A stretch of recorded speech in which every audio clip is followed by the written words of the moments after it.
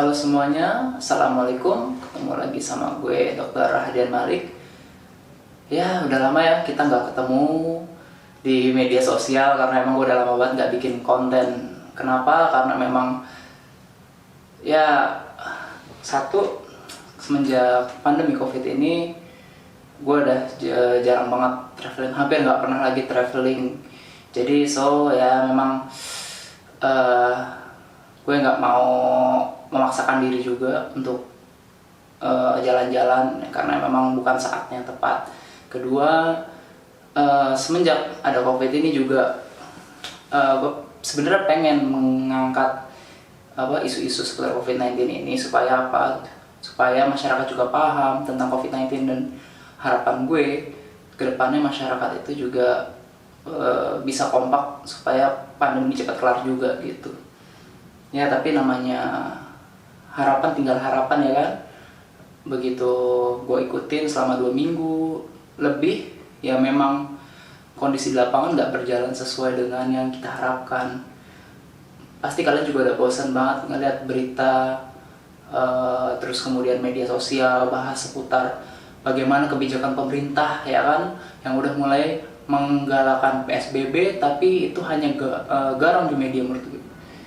Kenapa ya? Karena memang ini pengalaman pribadi yang akan gue share. Jadi kalau seandainya ada yang mungkin nggak sesuai, ya itu hak kalian. Karena ini pengalaman pribadi yang asli bener-bener gue alamin seperti itu. Dan ini bener-bener mengecewakan banget sih kalau menurut gue gitu. Karena setiap hari gue nonton berita ada penerapan PSBB di berbagai kota gitu. Dan itu kan kebijakan juga dari pemerintah ya kan. Karena kebijakan dari pemerintah, ya harapan gue sih itu adalah suatu hal yang memang protokol yang ketat supaya masyarakat juga bisa disiplin. Karena kalau kita hanya mengandalkan kesadaran masyarakat, gue yakin akan susah banget. Sama kayak gue mengedukasi pasien yang merokok gitu misalkan, susah banget gitu. Jadi gue berharap ada peran pemerintah yang memang bisa menindak tegas setiap pelanggar penerapan PSBB tersebut gitu.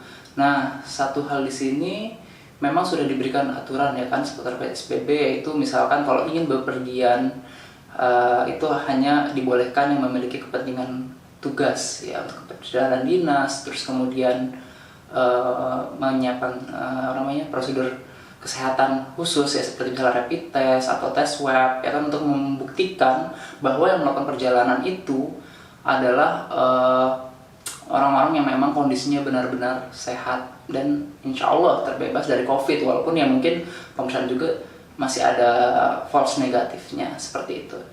Jadi ya balik lagi, itu yang dikeluarkan oleh pemerintah, itu aturannya gitu. Tapi ternyata gue sebagai warga negara yang baik, gue mengikuti persyaratan-persyaratan yang harus gue penuhi. Jadi ketika gue sudah selesai, ceritanya gue udah selesai tugas di Banyuwangi dari RSUD Blambangan ya, gue memang rencananya sudah selesai dan balik ke Jakarta untuk pulang ya.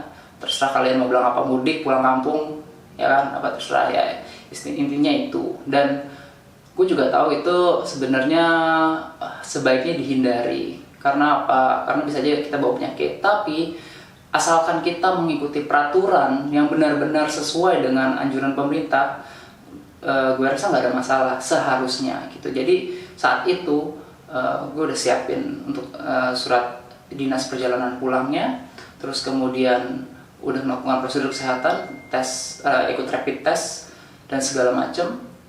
Kemudian menunggu surat izin dari Kemenkes untuk supaya gue bisa pulang. Dan gue udah menerapkan berbagai anjuran dari WHO juga ya, kayak misalnya menggunakan masker sepanjang perjalanan, terus kemudian meminimalisir kontak dengan mungkin orang-orang di luar ya, selama gue perjalanan, seperti itu udah gue terapkan gitu. Dan di bayangan gue ketika gue mau kembali ke Jakarta ya, itu gue akan melewati berbagai pos-pos penjagaan ketat ya. Jadi di bayangan gue seperti itu. Ketika gue mulai dari Banyuwangi kan, gue melewati berbagai kota besar kayak Surabaya, Semarang, Bandung, sampai akhirnya bisa sampai ke Jakarta gitu. Tapi ternyata anehnya gue keluar Banyuwangi, terus kemudian masuk Surabaya, bahkan sampai Jakarta tuh bener-bener nggak nemuin satu pos pun yang posnya ada, ya ada beberapa checkpoint, ya di situ gue sepanjang perjalanan melihat, ya sayangnya gue nggak rekam karena gue fokus nyupir, ya kan, jadi gue nggak ada waktu untuk merekam, gue fokus di perjalanan.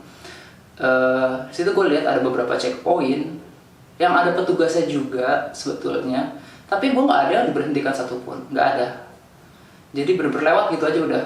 Ada satu titik ketika gue keluar dari Banyuwangi ya menuju Probolinggo, ya itu ada pos penjagaan, dan di situ sebenarnya gue juga nggak, kalau seandainya gue nggak sengaja berhenti untuk buang air kecil di pom bensin, gue nggak akan ada yang nanya. Tapi ketika gue istirahat di situ di pom bensin itu, di situ kebetulan memang ada pos polisi, dan lucunya polisi itu cuma nanya dari mana, mau kemana, udah. Tapi nggak ada pemeriksaan berkas-berkas, nggak ada pemeriksaan khusus yang mengecek kita siapa, dari mana, keperluannya apa, itu tidak ada. Dan itu hanya satu-satunya titik, dan itu pun perjalanan keluar Banyuwangi. Sedangkan ketika gue masuk ke kota besar seperti Surabaya, masuk ke Semarang, Bandung, sampai akhirnya ke Jakarta, ya ini full tol sih memang, tapi ya itu benar-benar nggak ada sama sekali penjagaan gitu. Yang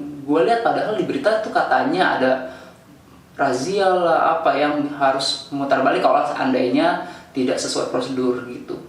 Tapi nyatanya memang di pengalaman gue ini nggak ada sama sekali, ya mungkin agak sedikit mengecewakan bagi gue, karena bukannya gue berharap gue diperiksa apa gimana, enggak, tapi kan istilahnya sebagai warga negara yang baik gue udah menyiapkan ke segala surat-surat berkas-berkas keperluan seperti itu, dan ini bener-bener gue lakukan gitu. Jadi gue sengaja menunda kepulangan hingga 1 minggu itu ya cuma buat nyiapin prosedur itu aja gitu, dan ternyata nggak diperiksa sama sekali. Itu bener-bener menurut gue sih ya pantas aja kalau sampai sedetik ini pandemi COVID ini masih berlangsung di Indonesia gitu. Dan ketika gue udah sampai Jakarta pun, ya gue sekarang tinggal di suatu kosan, ya memang protokolnya seperti itu kan. Ketika kita habis dari luar daerah atau luar wilayah, ya kan, masuk ke wilayah baru, kita harus mengisolasi diri paling enggak selama 10-14 hari seperti itu. Dan ini yang gue lakukan sekarang. Jadi terserah bagaimana penerapannya di lapangan, tapi pesan gue selama pandemi COVID ini bener-bener semua tergantung pada diri kalian masing-masing. Udah itu aja. Jadi janganlah kalian mengharapkan ketegasan atau kebijakan dari pemerintah yang begitu ketatnya, terus kemudian kalian jangan sampai juga ikut-ikutan masyarakat yang nggak disiplin. Ya kayak misalkan kalian pasti akan melihat berita, kok McD Sarina rame, kok Bandara Suta rame, kan, terus kemudian terus gue sia-sia udah di rumah 3 bulan, tapi ternyata banyak juga yang keluar rumah. Kalau gitu mendingan gue keluar rumah juga. Jangan sampai berpikiran seperti itu. Sekarang udah nggak ada yang lagi bisa diharapkan dari orang lain, ya mau itu pemerintah, mau itu tetangga kalian, mau siapapun, semua tergantung dari diri kalian sendiri gitu. Jadi sebaiknya walaupun kalian merasa usaha kalian sia-sia, kalian udah capek, mungkin ada yang kena PHK, ada yang nggak bisa cari nafkah, semua tergantung dari kalian, semua diserahkan ke kalian. Karena apa? Yang ketika kalian nggak disiplin, yang sakit kalian sendiri, dan ketika kalian nggak disiplin, yang sakit bisa menularkan keluarga kalian. Jadi itu, pikirkan baik-baik itu. Dan mungkin ya dengan bersedih hati gue juga mengatakan kalau memang pandemi COVID ini nggak akan selesai dalam waktu dekat, ya bukan dalam hitungan 2 bulan, nggak akan berakhir di Juni, Juli ataupun Agustus, tapi bisa jadi hingga 2 tahun ke depan, 5 tahun ke depan, kita nggak tahu kapan. Karena apa? Ya kalian sendiri yang membuat, istilahnya kalian di sini ya, kalian yang tidak disiplin ya, kalian sendiri yang membuat pandemi ini berlangsung lama gitu. Jadi ya siap-siap aja. Kalau kata pemerintah sih, welcome to the new normal.